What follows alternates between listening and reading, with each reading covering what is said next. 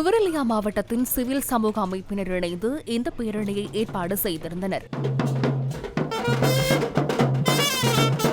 Hatton bus தரிப்பிடத்திலிருந்து பேரணியாக சென்றவர்கள் ஹட்டன் நகரசபை மண்டபத்தினை வந்தடைந்து நகரசபை மண்டபத்தில் நிகழ்வொன்றையும் நடத்தினர். எல்லாரும் பாலியல் ரீதியான விஷயங்களில் சமமான அந்தஸ்தை கொடுக்கணும்.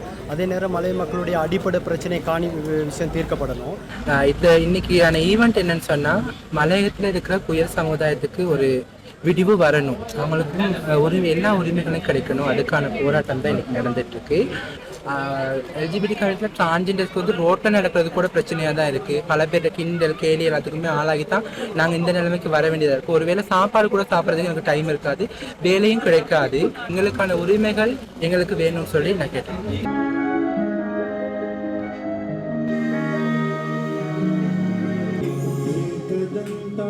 वक्रतुण्ड